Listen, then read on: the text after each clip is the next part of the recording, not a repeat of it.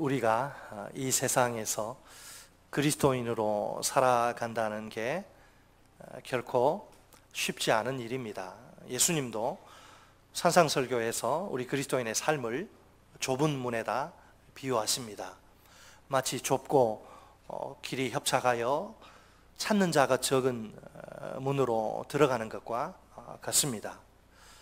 대세를 따르지 않고 하나님의 말씀을 따르는 소수의 편에 서는 것이지요. 때로는 환난이나 핍박이 몰려오는 경우도 있습니다. 그럴 때면 우리의 마음이 굉장히 어려워집니다. 머릿속은 대단히 복잡해집니다. 물론 해답이 없는 것은 아닙니다. 이론적으로는 아주 간단합니다. 믿음을 포기하기만 하면 됩니다. 그러면 환난이나 핍박으로부터 해방될 수 있습니다. 더 이상 견디기 벅찬 고통은 겪지 않아도 됩니다. 그러다 보니 그리스도인의 삶을 포기하고픈 유혹이 찾아옵니다. 지난 시간에 살펴본 것처럼 히브리서의 수신자들에게 위기가 닥칩니다. 선택의 기로 갈림길에 서 있는 그들을 보세요. 한편은 유대교로 도망가는 것입니다. 그러면 로마 당국이 유대교에게 약속한 특별 대우를 계속 누릴 수 있습니다. 편안한 생활이 보장됩니다. 다른 한편은 특별 대우를 포기하고 예수 그리스도를 믿는 믿음으로 사는 겁니다. 그러면 고난과 핍박의 현실이 몰려옵니다. 인간의 본성, 여러분, 인간의 본성은 어느 편을 선택하고 싶어 할까요? 편안한 생활일까요? 아니면 고난과 핍박의 현실일까요? 제가 참 바보 같은 질문을 합니다. 당연히 편안한 생활이지요. 뿌리치기 힘든 그런 유혹이 아닐 수 없습니다. 대부분의 그리스도인들이 예수 그리스도를 포기하고 유대교로 도망갈 위기입니다. 유혹 앞에서 흔들리다 못해 비틀거리는 그리스도인들입니다. 신앙의 위기는 시대와 민족을 초월해 모든 그리스도인들에게 찾아옵니다. 그리스도인이라면 누구나 흔들리거나 비틀거릴 수 있습니다. 그럴지라도 쓰러져서는 안 됩니다. 과연 우리는 어떻게 해야 할까요? 히브리서의 저자가 제시하는 비결의 귀를 기울여 봅시다. 한마디로 말해서 그 비결은 예수 그리스도께 있습니다. 누구에게 있다고요? 예수 그리스도께 있습니다. 그는 예수 그리스도가 얼마나 탁월하신 분인지를 설명합니다. 아니, 예수 그리스도께 대한 믿음을 버리고 유대교로 되돌아가다니요. 이것이 제정신입니까? 얼마나 어리석은 일입니까? 유대교는 실제도 아니고 완성도 아닙니다. 단지 그림자일 뿐입니다. 예수 그리스도가 실제요 완성입니다. 그러면 예수 그리스도는 어떻게 구약과 유대교를 완성하십니까? 히브리서의 저자는 예수 그리스도를 대제사장으로 묘사합니다. 여러분, 구약시대의 대제사장은 하나님과 이스라엘 백성 사이의 중보자입니다. 그는 하나님께 대죄인인 인간들을 대표하는 그런 자입니다. 그래서 인간들을 대표해서 속죄하는 제사를 주관합니다. 그 제사 가운데 하나님께 죄인인 인간들의 죄 용서를 빕니다.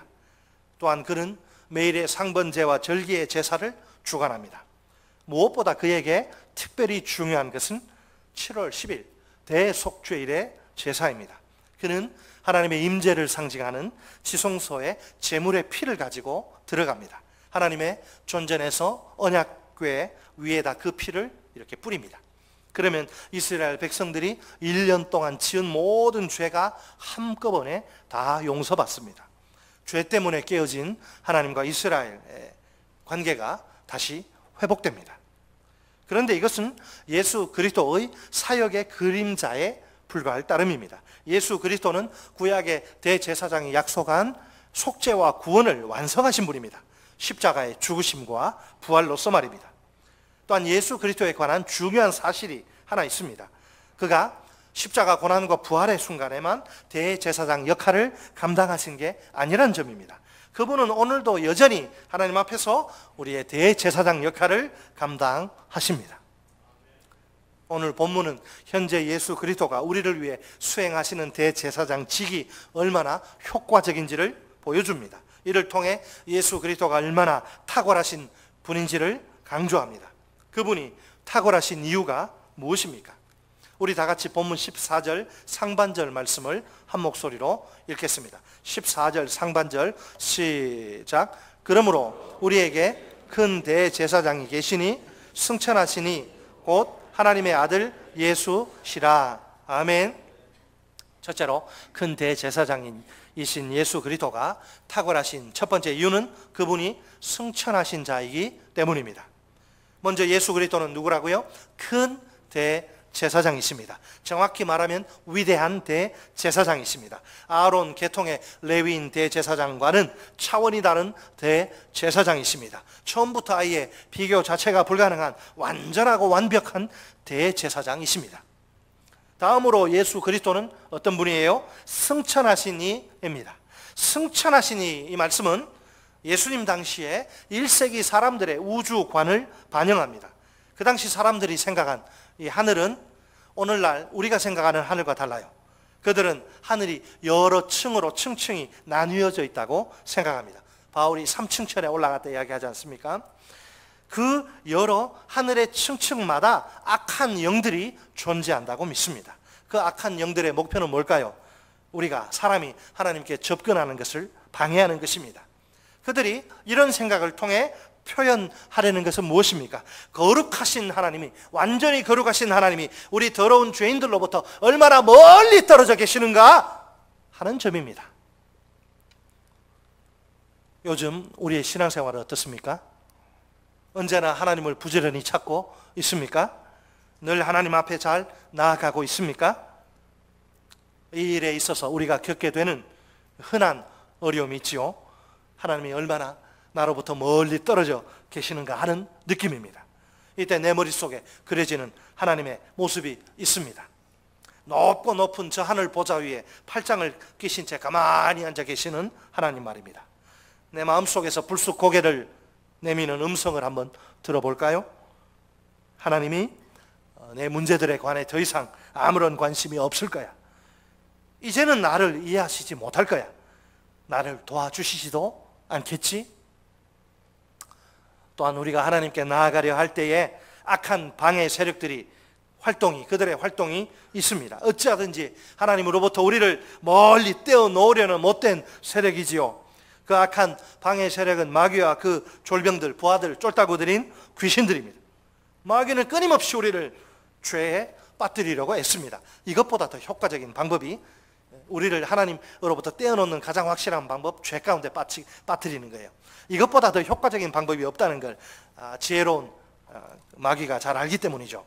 여러분, 우리가 죄에 빠지면 하나님께 가까이 나아갈 용기를, 죄책감 때문에 용기를 잃어버리지 않습니까?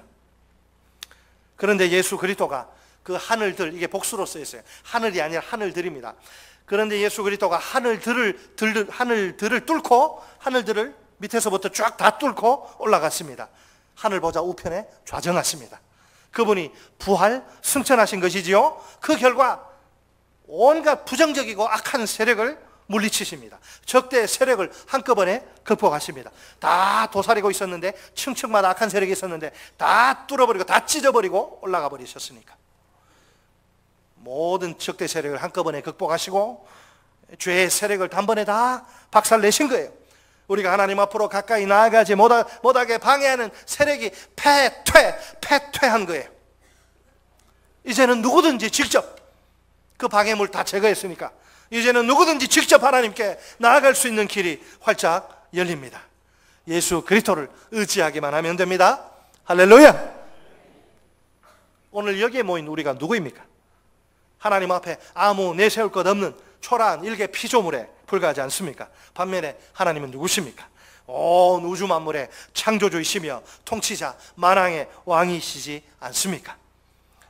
어떻게 별 볼 일 없는 초라한 우리가 위대하신 하나님 왕 중의 왕을 직접 만날 수 있습니까? 온 우주 최고의 존재이신 하나님이 우리 같은 피조물을 만나 주시다니요. 이 세상에 이것보다 더 놀라운 일이 어디 있을까요? 만나서 교제하려면 격이 맞아야지. 격이 도무지 맞지 않는데 양반이 상놈과 어떻게 같은 겸상을 할 수 있어요? 인간 사이에도. 그런데 왕 중의 왕이신 하나님, 완전히 거룩하신 하나님과 벌레만도 못한 우리 더러운 인생들이 어떻게 만날 수 있어요? 말이 안 되는 거지 이게. 예? 말이 안 되는 거예요. 우리로서는 이게 엄청난, 세상에 이것보다 더 놀라운 일이 어디에 있어요? 이것보다 더 엄청난 특권과 영광이 어디에 있습니까? 우리에게 여러분 이런 특권과 영광을 누릴 만한 자격이 있다고 생각하십니까? 예? 도대체 그게 말이나 되는 소리입니까? 그러나 이제는 감히 아무도 우리의 앞길을 막을 수 없습니다. 우리가 하나님께 나아가는 데 있어서 실패란 있을 수 없어요. 언제 어디서나 우리는 얼마든지 하나님께 가까이 나아갈 수 있습니다. 하나님을 직접 만날 수 있습니다. 하나님 만나고 계십니까?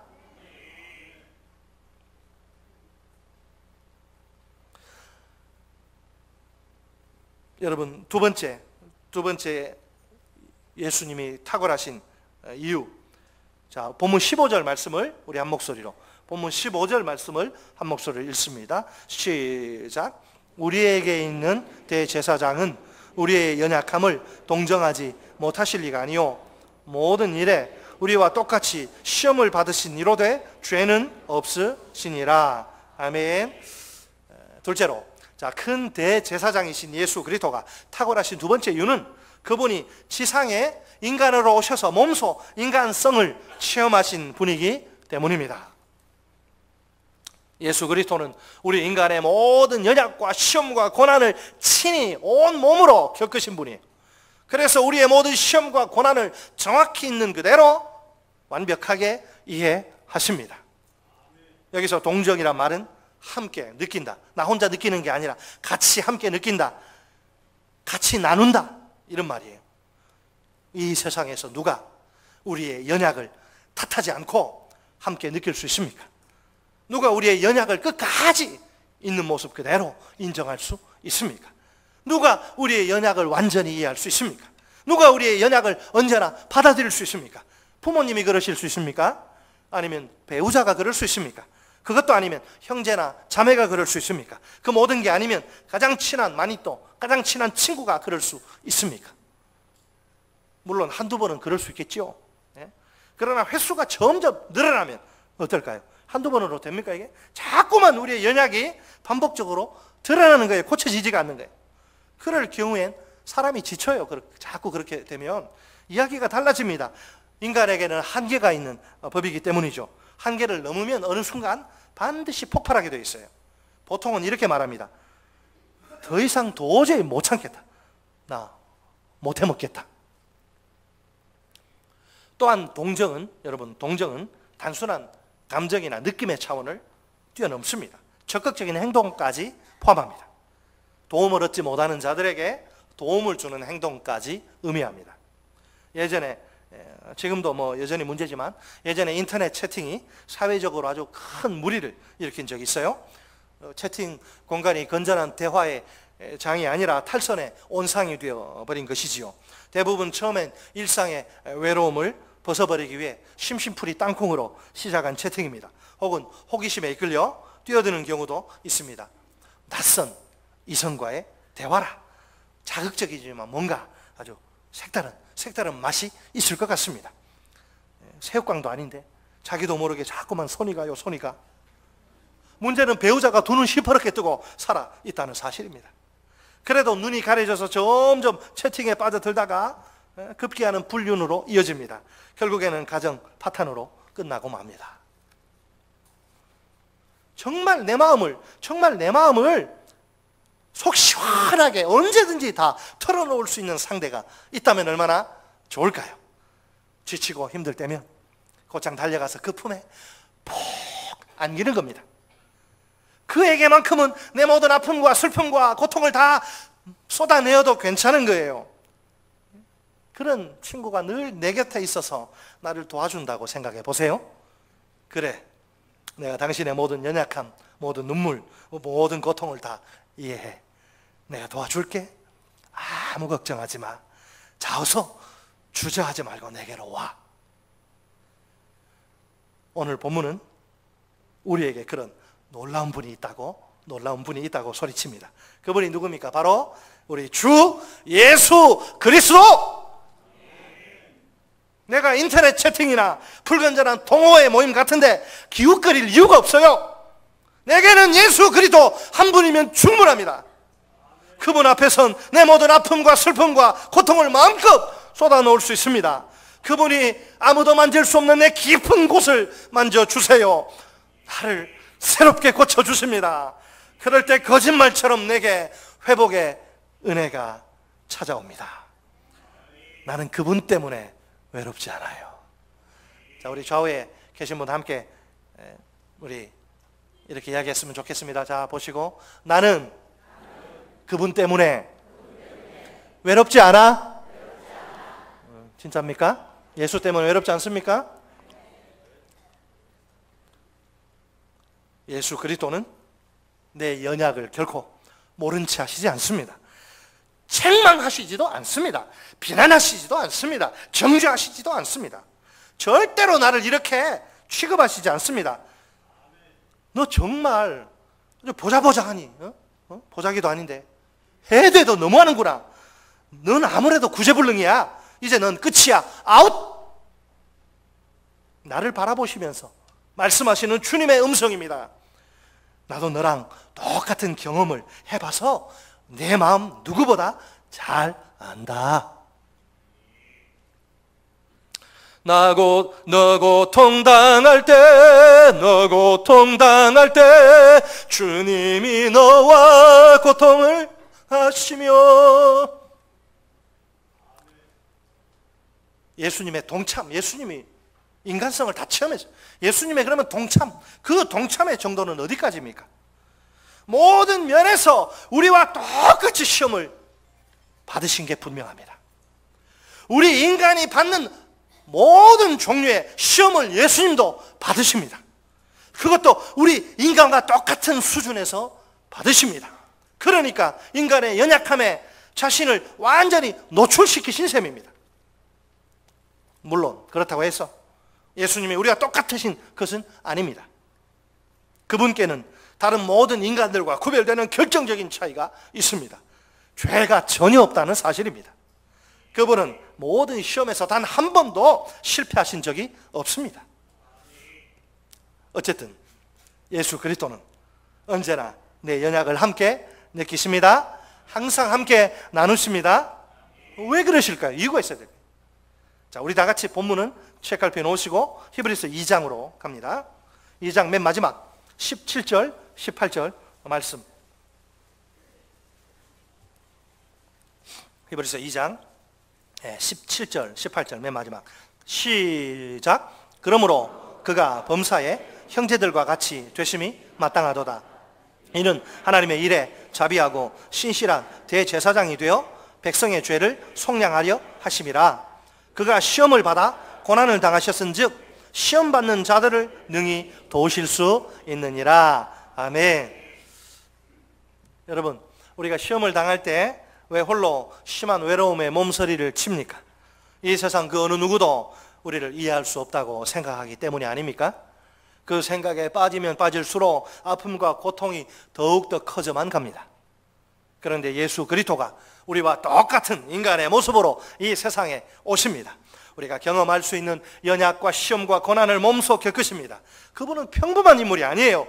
하나님의 외아들이십니다. 하나밖에 없는 아들이십니다. 이 세상에 오실 필요가 전혀 없는 분입니다. 뭐하러 이 더러운 세상에 오십니까? 이 세상에 오실 필요 없어요. 우리의 연약과 시험과 고난을 경험하실 필요 없어요. 그분이 왜 그렇게 고통을 당합니까? 그냥 하나님 보좌 우편에서 모든 피조물들로부터 찬송과 존귀와 영광과 능력을 무궁토록 받으시면 돼요. 그러나 그분은 그렇게 하시지 않습니다. 예수 그리스도는 자기 백성의 배고픔과 아픔을 외면하는 세상의 비정한 왕이 아닙니다. 그분은 자기의 백성인 우리를 위해 이 죄 많은 세상에 친히 오십니다. 직접 헐벗으시고 굶주리십니다. 온갖 시험과 모략과 배신과 조롱과 배척을 경험하십니다. 최후엔 인간이 경험할 수 있는 가장 참혹한 고난인 십자가의 죽음을 경험하십니다. 누구 때문에? 무엇 때문에? 우리 때문에! 우리 죄 때문에! 이 세상 그 어떤 인간도 예수 그리스도보다 더 큰 고난 받을 수 없어요. 예수 그리스도가 경험하시지 못한 인간 고난은 하나도 없습니다.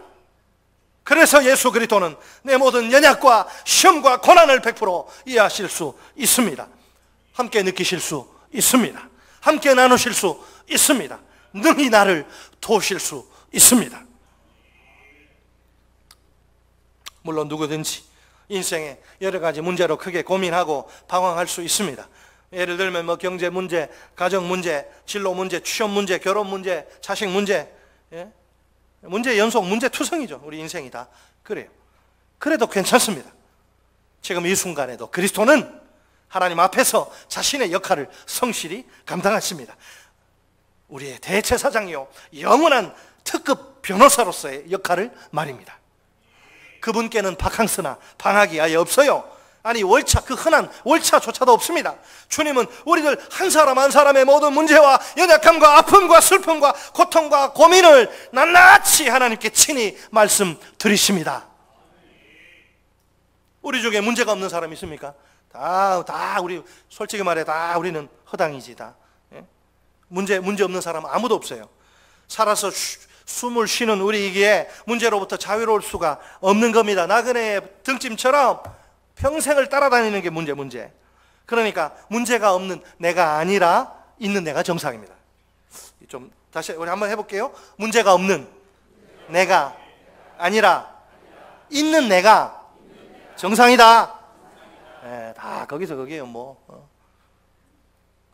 그래도 굳이 아무 문제가 없는 사람들 찾으려면 어떻게 합니까?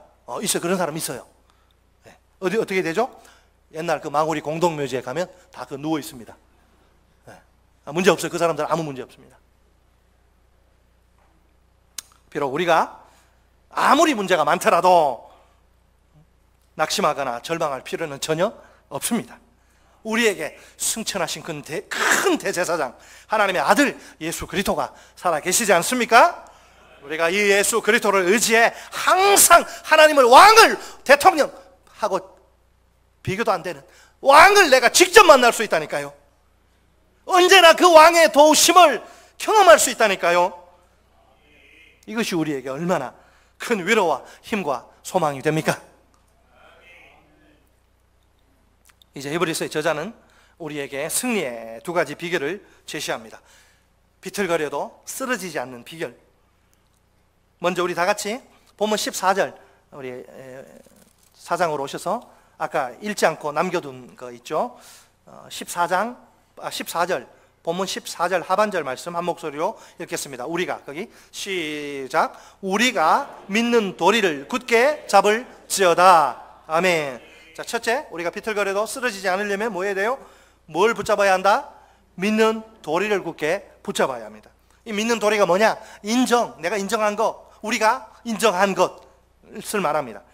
쉽게 말해서 신앙 고백을 의미합니다.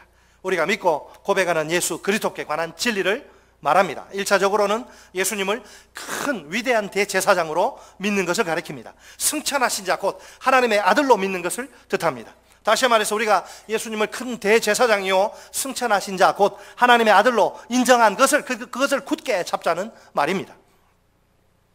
지금 히브리서를 받아보는 로마의 유대 그리스도인들의 상황을 생각해 보세요.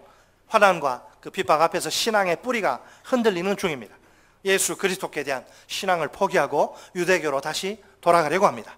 그들에게 최대 신앙적 위기가 닥친 것이죠. 실제로 많은 그리스도인들이 흔들리다 못해 비틀거리기까지 합니다. 하나님 앞에 나아가기를 주저합니다. 쓰러지기 일보 직전입니다. 그냥 내버려 두면 다 쓰러져요. 어떻게 그들이 이 신앙의 위기를 극복할 수 있을까요? 도대체 쓰러지지 않을 수 있는 비결이 무엇일까요? 그들에게 가장 필요한 것은 믿는 도리를 굳게 잡는 일입니다. 예수 그리스도가 위대한 대제사장이시오 승천하신 자 곧 하나님의 아들이시라는 신앙 고백을 흔들림 없이 굳게 확실히 붙잡는 일입니다. 여러분, 우리도 마찬가지예요. 믿는 도리는 우리가 생각하는 것 이상으로 훨씬 중요합니다. 아무 생각 개념 없이 믿는 도리가 무엇인지도 모른 채 왔다리 갔다리 하면서 신앙생활 해서는 안 돼요. 주일날 교회에 나와 예배에 참석하는 걸로 만족해서는 안 됩니다. 직분을 받아 섬기는 것이 신앙생활의 전부가 되면 안 됩니다. 내용이 없는 형식은 공허합니다. 무기력해요. 내가 무엇을 믿는지 분명히 말할 수 있어야 합니다. 내가 왜 믿는지도 정확히 이야기할 수 있어야 합니다. 이처럼 예수 그리스도께 대한 분명한 신앙 고백이 내게 살아 숨쉬어야 합니다. 뿐만 아니라 이 신앙 고백을 내가 확실히 붙들어야 합니다. 그래야 어떤 위기 상황 속에서도 내게 소망이 있습니다. 자, 둘째로 어떻게 해야지 쓰러지지 않고 않을 수 있습니까? 비틀거려도. 자, 16절 말씀 우리 같이 읽습니다. 16절 말씀 한 목소리로 시작. 그러므로 우리는 긍휼하심을 받고 때를 따라 돕는 은혜를 얻기 위하여 은혜의 보좌 앞에 담대히 나아갈 것이니라. 아멘. 둘째로 우리는 어디에 나아가야 돼요? 은혜의 보좌 앞에. 어떻게 나아가야 돼요? 담대히 나아가야 합니다. 자, 왜 우리 그리스도인들이 은혜의 보좌 앞에 담대히 나아가야 할까요? 그 이유는 거기가 축복의 자리이기 때문이에요. 어떤 축복? 우리가 은혜 보좌 앞에 일단 나아가기만 하면 우리가 하나님의 긍휼을 체험할 수 있습니다. 때를 따라 돕는 은혜를 얻을 수 있습니다. 여기서 사용된 나아가다라는 동사는 현재형, 지속성과 반복성을 강조합니다. 어쩌다가 한두 번 그냥 자기 기분 좋을 때, 자기 컨디션 좋을 때 한두 번 은혜의 보좌 앞에 나아가라는 그런 거 아니에요. 지속적으로 반복적으로 끊임없이 때를 얻든지 못 얻든지 항상 나아가라는 거예요. 항상 주님 만나라는 거예요. 주님은 교회에 와서 일주일에 한 번 만나는 게 아니에요. 또한 긍휼하심과 은혜는 모두 하나님의 인자하심, 하나님의 사랑과 관계된 용어입니다. 긍휼하심은 비참한 죄인들에게 베푸시는 하나님의 인자하심, 사랑이에요. 은혜는 받을 자격이 도저히 없는 죄인들에게 베푸시는 하나님의 인자하심, 사랑입니다. 때를 따라 돕는 은혜가 뭐예요? 도움을 필요로 할 때는 언제든지 정확하게 얻을 수 있는 도움입니다. 은혜의 보좌는 지성소 안에 속죄소를 상징합니다. 속죄소 위에는 하나님의 임재를 상징하는 구름이 걸려 있어요. 속죄일에 상징적이나마 대제사장의 화해의 사역이 끝납니다. 하나님의 은혜가 그 결과 그의 백성에게 내립니다. 그 장소가 바로 속죄소 앞이에요. 그러므로 은혜의 보좌는 그룹들, 천사들 사이에 앉아 계신 하나님의 보좌를 가리킵니다. 예수님이 자기 백성의 대제사장으로서 하나님의 우편에 앉아 계시는 곳입니다. 예수님 덕택에 하나님의 은혜의 보좌는 우리 그리스도인들에게 활짝 열려 있습니다. 그래서 우리가 언제나 자유롭게 접근할 수 있습니다. 구약시대에는 상상조차 할 수 없던 일입니다. 구약시대에 태어나지 않고 신약시대에 태어난 거 감사하시기 바랍니다. 구약시대에는 하나님 만나러 나갔다가 다 죽습니다. 하나님의 거룩을 견디지 못해 거룩에 두들겨 맞아서 다 죽어요. 즉사예요, 즉사. 어떻게 은혜의 보좌 앞에 나아갑니까? 누가? 오직 대제사장 한 사람, 그것도 1년에 딱 한 번 지성소에서 하나님께 나아갈 수 있을 뿐이에요. 일반 백성들에게는 어린 반프러치도 없는 일입니다. 다 죽습니다. 그러나 우리는 예수 그리스도로 말미암아 그 하나님 앞에 언제든지 나아갈 수 있으니, 나아가기만 하면 주의 긍휼과 때를 따라 돕는 은혜를 받을 수 있으니 얼마나 우리가 행복한 사람들입니까? 하나님 한번 만나보세요. 하나님의 긍휼하심 체험해보세요. 때를 따라 돕는 은혜를 얻어보세요. 우리에게 아무리 큰 시련과 위기가 닥친다 해도 괜찮습니다. 그때마다 우리가 은혜의 보좌 앞에 담대히 나아가기만 하면 됩니다. 그러면 그 보좌로부터 때를 따라 돕는 모든 은혜가 우리에게 쏟아집니다. 결국 그 모든 시련과 위기를 너끈히 뛰어넘을 수 있습니다. 얼마나 든든합니까? 새벽기도 아무리 나오라 해도 안 돼요. 그 새벽기도 새벽에 도우시는 주의 특별한 은혜를 체험하면 나오지 말라 그래도 나오지. 모르니까. 고기도 먹어본 사람이 먹어보는 거고, 보약도 먹어본 사람이 먹어보는 거고, 얼마나 좋은지 아무리 떠들어도 본인이 체험하지 못하면 소용없어요. 본인이 체험하면 새벽에, 성경에 분명히 새벽에 도우시리라, 주의 역사가 나타날 때 새벽에 역사가 일어나요. 그 새벽마다 주님이 아들아 사랑한다, 아들아 사랑한다. 여러분, 우리에게 주어진 하늘의 놀라운 특권과 엄청난 축복을 보세요. 모두 위대하신 대제사장 예수 그리스도로 말미암아 주어진 것들입니다. 이제 우리는 예수 그리스도를 통해 은혜의 보좌 앞에 담대히 나아갈 수 있습니다. 우리의 놀라운 특권이지요. 또한 우리가 은혜의 보좌 앞에 나아가기만 하면 자비와 은혜를 풍성히 맛볼 수 있습니다. 우리의 엄청난 축복이지요. 우리가 어떤 모습으로 하나님 앞에 나아갈지라도 상관없습니다. 하나님은 모든 상황 속에서 우리에게 긍휼을 베푸시는 자비로우신 분입니다. 어떤 경우에라도 하나님의 긍휼이 우리에게서 절대로 끊어지거나 멈출 수 없어요. 하나님은 우리가 크고 힘들고 어려운 문제에 빠져서 누군가의 도움이 절실히 필요할 때는 항상 손 내미시고 먼저 도움을 베푸시는 은혜로우신 분입니다. 하나님은 언제나 우리를 완전하게 능히 도우실 수 있는 전능하신 분입니다. 하나님이 우리를 도우실 수 없을 정도로 큰 문제는 단 하나도 없습니다. 배우자가 나를 몰라줍니까? 속상합니까? 그럴 필요 없어요. 부모나 자식이 내 고통 전혀 신경 쓰지 않습니까? 노여할 이유 없어요. 친척이나 주변의 지인이 내 마음 이해하지 못한다고요? 슬퍼할 필요 없어요. 인간 의지하지 마세요. 하나님은 내가 건강 문제로 고통스러워하는 것을 잘 아십니다. 하나님은 내가 가정 문제 때문에 속으로 끙끙 앓는 것을 잘 아십니다. 하나님은 내가 진로 문제로 밤마다 잠 못 이루는 것을, 수면제 없이는 잠 못 드는 것을 잘 아십니다. 하나님은 내가 자식 문제 때문에 속이 다 썩고 낙심 가운데 절망하고 있는 것을 잘 아십니다. 하나님은 내가 자녀 결혼 문제 때문에 몹시 큰 어려움을 겪는 것을 잘 아십니다. 내 이름 아시죠. 내 모든 생각도 아바라 부를 때. 여러분, 예수가 얼마나 좋은 분인지 아십니까? 예수님이 얼마나 좋은 분인지 아십니까? 내 생명을 내놓아도 아깝지 않은 분. 여러분, 예수 그리스도는 누구십니까? 나보다 나를 더 잘 이해하시고 사랑하시는 위대하신 대제사장이십니다. 그분이 지금도 살아 계십니다. 나의 모든 시험과 고난 가운데 늘 나와 함께 하십니다. 나의 연약함과 부족함을, 나의 못남을 완벽하게 이해하십니다. 같이 느끼십니다. 함께 나누십니다. 나를 불쌍히 여기십니다. 그런데 이것이 전부가 아니죠. 예수 그리스도는 내가 은혜의 보좌 앞에 나아갈 때 역사하십니다. 주님이 나의 문제 가운데 친히 찾아오시는 것이지요. 실제로 나를 도와주십니다. 때를 따라 돕는 은혜를 베푸십니다. 마침내 나를 모든 문제 가운데서, 모든 수렁에서 건져주십니다. 혹시 우리 가운데 믿음의 삶을 살다가 지쳐서 낙심한 분은 안 계십니까? 비전을 잃어버리고 목적을 잃어버리고 방황하는 분은 또 안 계십니까? 신앙을 포기하고 하나님 없이 살던 옛 생활로 되돌아가려는 유혹 때문에 흔들리는 분은 안 계십니까? 여기에 비틀거려도 쓰러지지 않고 승리할 수 있는 비결이 있습니다. 이 두 가지 비결을 꼭 기억합시다.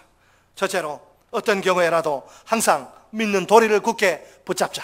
따라서 하십니다. 첫째, 어떤 경우에라도 항상 믿는 도리를 굳게 붙잡자.